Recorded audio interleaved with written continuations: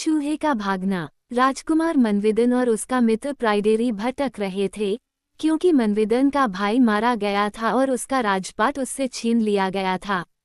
मनविदन बहुत दुखी था, लेकिन प्राइडेरी दिल से दृढ़ था और उसने उसे हिम्मत रखने को कहा, क्योंकि वह अपनी परेशानी से बाहर निकलने का रास्ता जानता था। और वह क्या हो सकता है? मनविदन ने पूछा। तुम मेरी माँ रियानोन से शादी कर लो और उन खूबसूरत जमीनों के मालिक बन जाओ जो मैं उसे दहेज में दूंगा। उससे ज्यादा बुद्धिमान कोई औरत नहीं थी, और अपनी जवानी में कोई उससे ज्यादा सुंदर नहीं थी, फिर भी वह देखने में सुंदर है।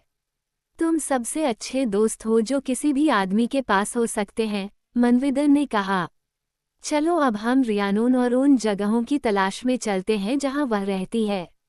फिर वे चल पड़े, लेकिन उनके आने की खबर और भी तेजी से फैल गई, और प्राइडेरी की पत्नी रियानोन और किकवा ने उनके लिए दावत तैयार करने में जल्दबाजी की।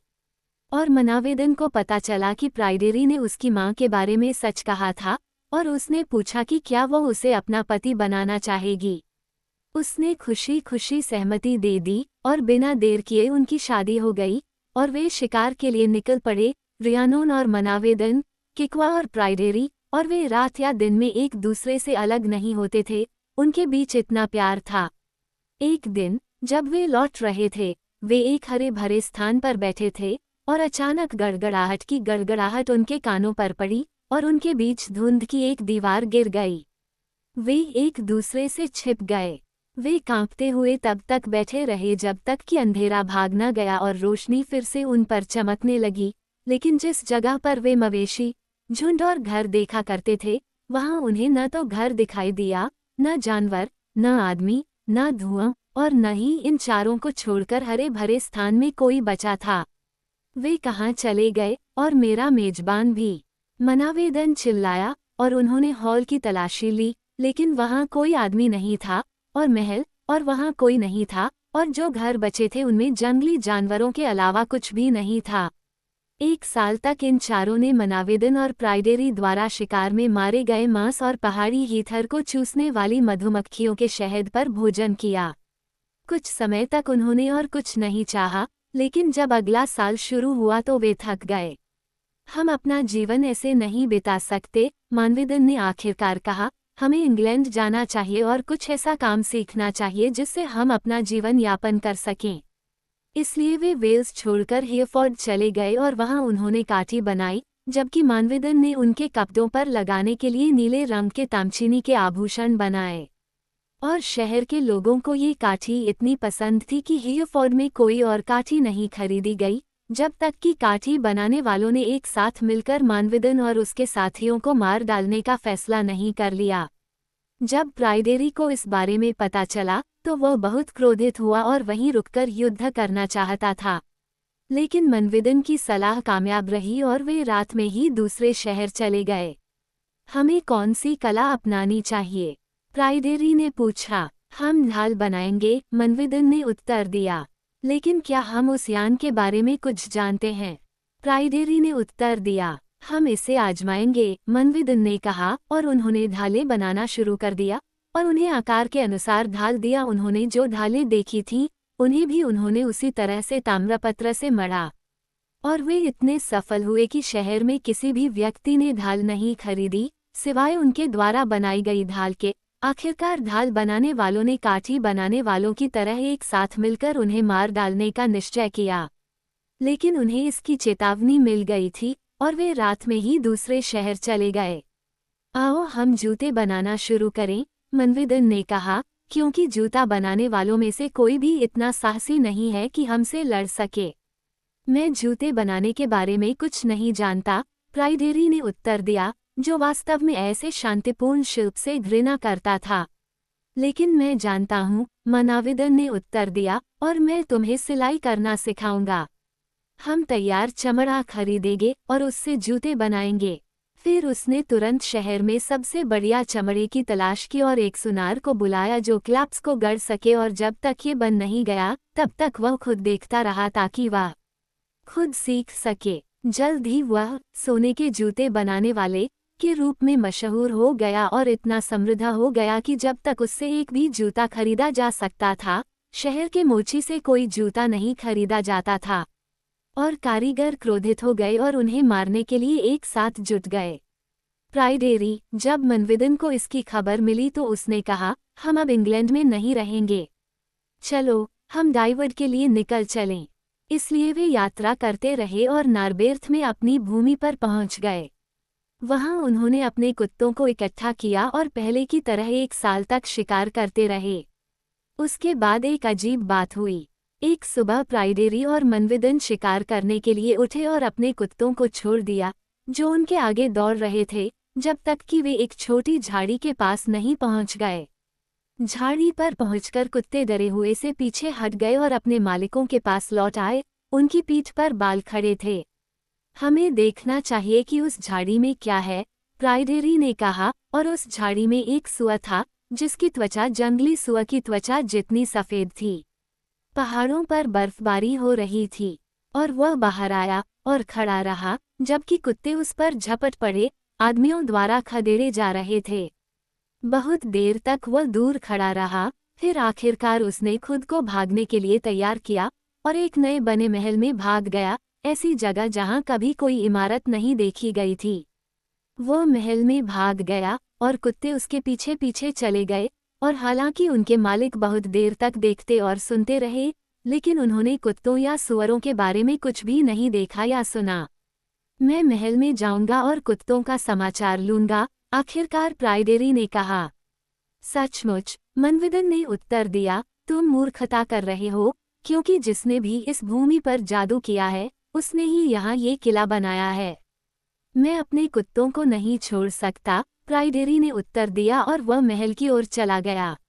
लेकिन अंदर न तो कोई आदमी था, न ही कोई जानवर, न ही कोई सुअर, न ही कोई कुत्ता, बल्कि सिर्फ एक फव्वारा था जिसके चारों ओर संगमरमर लगा हुआ था, और किनारे पर एक सुनहरा कटोरा था, जो बहुत ही शानदार ढंग से बनाया गया था, जिसे देखकर प्राइडेरी बहुत खुश हुआ। एक पल में वह अपने कुत्तों के बारे में भूल गया और कटोरे के पास गया और उसे पकड़ लिया, और उसके हाथ कटोरे से चिपक गए, और उसके पैर संगमरमर की पटिया से, और निराशा ने उसे जकड़ लिया। दिन ढलने तक मनविदन उसका इंतजार करता रहा, और जब सूरज तेजी से डूबने लगा तो वह ये सोचकर घर चला गया कि वह बहुत दूर भटक गया है। तुम्हारा दोस्त और तुम्हारे कुत्ते कहाँ हैं? रियानोन ने पूछा, और उसने उसे बताया कि प्राइडेरी पर क्या बीती थी। तुमने एक अच्छा दोस्त खो दिया है, रियानन ने जवाब दिया, और वह महल में चली गई और गेट से होकर, जो खुला था, वहां आंगन के बीच में उसने प्राइडेरी को खड़ा देखा और जल्दी से उसकी ओर बढ़ी। तुम यहाँ क्या कर रहे हो? उसने अपना हाथ कटोरे पर रखते हुए पूछा, और बोलते समय वह भी अटक गई और एक शब्द भी नहीं बोल पाए। तभी गड़गड़ाहट की आवाज सुनाई दी और अंधकार का पर्दा उन पर छा गया, और महल गायब हो गया और उसके साथ वे भी। जब प्राइडेरी की पत्नी किचवा को पता चला कि न तो उसका पति और न ही उसकी माँ उसके पास लौटी है, तो वह इतनी दुखी हुई कि उसे इस बात की परवाह नहीं रही कि वह जीवित रहेगी या मर जाएगी। मनविदन भी अपने दिल में दुखी था और उसने उससे कहा, हमारे लिए यहाँ रहना उचित नहीं है, क्योंकि हमारे कुत्ते खो गए हैं और हमें भोजन भी नहीं मिल रहा है। चलो हम इंग्लैंड चले, वहाँ रहना हमारे लिए ज्यादा आसान है। इसलिए वे चल पड़े। तुम कौन सी कला अपनाओगे? किकवा ने पूछा जब वे साथ चल रहे थे। मैं जूते बनाऊंगा जैसा कि मैंने पहले बनाया था, उसने जवाब दिया, और उसने शहर में सबसे बढ़िया चमड़े का सामान खरीदा और जूतों के लिए सोने के रंग के क्लैप्स बनवाए, जब तक कि हर कोई खरीदने के लिए उमड़ नहीं पड़ा, और शहर के सभी जूते बनाने वाले बेकार हो गए और उसे मारने के लिए गुस्से में एकजुट हो गए। लेकिन सौभाग्य से मनवेदन को इसकी खबर मिल गई, और वो और किकवा एक रात शहर से निकल गए और अपने साथ गेहूं का एक पूला लेकर नरबर्थ चले गए, जिसे उसने जमीन के 3 टुकड़ों में बोया। और जब गेहूं उग रहा था, तो उसने शिकार किया और मछली पकड़ी, और उनके पास पर्याप्त और बचा हुआ भोजन था। इस तरह फसल आने तक कई महीने बीत गए, और एक शाम मनवेदन अपने गेहूं के सबसे दूर के खेत में गया और देखा कि वह पक चुका था। उसने कहा, कल मैं इसे काट लूंगा, लेकिन अगले दिन जब वह गेहूं काटने गया तो उसे खाली भूसे के अलावा कुछ नहीं मिला। निराशा से भरकर वह दूसरे खेत की ओर दौड़ा और वहां मक्का पककर सुनहरा हो गया था। कल मैं इसे काटूंगा, उसने कहा, लेकिन अगले दिन बालें गिर गईं और खाली भूसे के अलावा कुछ भी नहीं बचा। अच्छा, अभी एक खेत बचा है, उसने कहा, और जब उसने उसे देखा तो वह बाकी 2 खेतों से बेहतर था। आज रात मैं यहीं पहरा दूंगा, उसने सोचा, क्योंकि जो कोई भी बाकी अनाज ले गया है वह इसे भी ले जाएगा और मैं जान लूंगा कि वह कौन है। इसलिए वह छिप गया और इंतजार करने लगा। घंटे बीतते गए और सब कुछ शांत था, इतना शांत कि मनविदन लगभग सो गया। लेकिन आधी रात को दुनिया का सबसे बड़ा शोरगुल हुआ और उसने बाहर झांककर देखा कि चूहों की एक बड़ी सेना थी, जिसे न तो गिना जा सकता था और न ही मापा जा सकता था। हर चूहा एक तिनके पर चढ़ गया और अपने वजन से नीचे झुक गया, और फिर उसने एक कान को काट लिया और उसे दूर ले गया, और ऐसा कोई तिनका नहीं था जिस पर चूहा न चढ़ा हो। क्रोध से भरा हुआ वह चूहों पर झपटा, लेकिन वह उन्हें पकड़ नहीं पाया, जैसे कि वे मच्छर या हवा के पक्षी होते, सिवाय एक चूहे के जो बाकी सभी से पीछे रह गया था, और यह चूहा था जिसे मनवेदन ने पकड़ा था। नीचे झुककर उसने उसे पूंछ से पकड़ा और अपने दस्ताने में डाल दिया और दस्ताने के खुले हिस्से पर रस्सी का एक टुकड़ा बांध दिया ताकि चूहा भाग न सके। जब वह उस हॉल में पहुंचा जहां किकवा बैठा था तो उसने आग जलाई और दस्ताने को एक खूंटी पर लटका दिया। वहां तुम्हारे पास क्या है? उसने पूछा। उसने उत्तर दिया, एक चोर जिसे मैंने लूटते हुए पकड़ा था। ये कैसा चोर है जिसे तुमने अपने दस्ताने में रखा है? किकवा ने कहा, यह मैं तुम्हें बताऊंगा, उसने उत्तर दिया, और फिर उसने उसे दिखाया कि कैसे उसके मकई के खेत बर्बाद हो गए थे और कैसे वह चूहों पर नजर रख रहा था और एक बाकी की तुलना में कम फुर्तीला था और अब मेरे दस्ताने में है। कल मैं इसे लटका दूंगा और मैं केवल यही चाहता हूं कि वे सभी मेरे पास हों। ये सचमुच एक अजूबा है, उसने कहा, लेकिन तुम्हारे जैसे प्रतिष्ठित व्यक्ति के लिए इस तरह के सरीसृप को फांसी पर लटकाना अनुचित होगा। इसके साथ छेड़छाड़ मत करो, बल्कि इसे जाने दो। दुर्भाग्यपूर्ण होगा मुझ पर, वह चिल्लाया, यदि मैं उन्हें पकड़ सकता तो उन सबको फांसी पर नहीं चढ़ाता, और जो मेरे पास हैं उन्हें मैं फांसी पर चढ़ा दूंगा। वास्तव में, उसने कहा, कोई कारण नहीं है कि मैं इस सरीसृप की सहायता करूं, सिवाय इसके कि मैं तुम्हारी बदनामी रोकूं। यदि मुझे कोई कारण मालूम होता कि मुझे इसकी सहायता करनी चाहिए, तो मैं आपकी सलाह लेता, मनविदन ने उत्तर दिया, किंतु चूंकि मुझे कोई कारण मालूम नहीं है, इसलिए मैं इसे नष्ट करने का विचार कर रहा हूँ। तो फिर ऐसा ही करो, किकवा ने कहा। इसलिए वह एक पहाड़ी पर चढ़ गया और उसने चोटी पर 2 कांटे स्थापित किए, और जब वह ऐसा कर रहा था तो उसने एक विद्वान को अपनी ओर आते देखा, जिसके कपड़े फटे हुए थे। अब 7 साल हो गए थे जब मनवेदन ने उस जगह पर आदमी या जानवर को देखा था, और ये दृश्य उसे आश्चर्यचकित कर गया। विद्वान ने कहा, आपका दिन शुभ हो, महाराज। तुम्हें नमस्कार, विद्वान। तुम कहाँ से आए हो? इंग्लैंड में गायन से, लेकिन तुम ये क्यों पूछ रहे हो? क्योंकि 7 वर्षों से कोई भी व्यक्ति इस स्थान पर नहीं आया है। विद्वान ने उत्तर दिया, मैं जहाँ चाहता हूँ वहाँ घूमता हूँ। और तुम किस काम में लगे हो? मैं उस चोर को फांसी देने वाला हूँ जिसे मैंने लूटते हुए पकड़ा था। ये कैसा चोर है? विद्वान ने पूछा। मैं तुम्हारे हाथ में चूहे जैसा एक प्राणी देख रहा हूँ, और तुम्हारे जैसे व्यक्ति के लिए ऐसे सरीसृप को छूना अनुचित है। इसे मुक्त कर दो। मैं इसे आज़ाद नहीं होने दूंगा, मानवायद्दन चिल्लाया। मैंने इसे लूटते हुए पकड़ा है और इसे चोर की तरह सजा मिलेगी। प्रभु, विद्वान ने कहा, आप जैसे व्यक्ति को ऐसा काम करते देखने से पहले मैं आपको 1 पाउंड दे दूंगा, जो मुझे भिक्षा में मिला है, ताकि आप इसे मुक्त कर सकें। मैं इसे मुफ्त नहीं जाने दूंगा, न ही इसे बेचूंगा। जैसी आपकी इच्छा, महाराज, विद्वान ने उत्तर दिया और वह अपने रास्ते चला गया। मनविदन 2 कांटेदार लकड़ियों पर क्रॉस बीम लगा रहा था, जहां चूहे को लटकाया जाना था। तभी एक पादरी वहां से गुजरा। प्रभु, आपको नमस्कार, और आप क्या कर रहे हैं? मैं उस चोर को फांसी दे रहा हूं जिसे मैंने लूटते हुए पकड़ा था। कैसा चोर है, महाराज? चूहे के रूप में एक प्राणी। यह मुझे लूट रहा है और इसे चोर की तरह दंड मिलेगा। पुजारी ने कहा, प्रभु, इससे पहले कि मैं आपको इस सरीसृप को छूते हुए देखूं, मैं इसकी स्वतंत्रता खरीद लूंगा। मैं इसे न तो बेचूंगा और न ही मुक्त करूंगा। ये सच है कि एक चूहे का कोई मूल्य नहीं है, लेकिन इस तरह के सरीसृप को छूकर खुद को अपवित्र होते देखने के बजाय मैं तुम्हें इसके लिए 3 पाउंड दूंगा। मैं इसके लिए कोई कीमत नहीं लूंगा। इसे उसी तरह फांसी दी जाएगी जैसी इसकी सजा है। स्वेच्छा से, महाराज, यदि आपकी इच्छा हो। और पुजारी अपने रास्ते चला गया।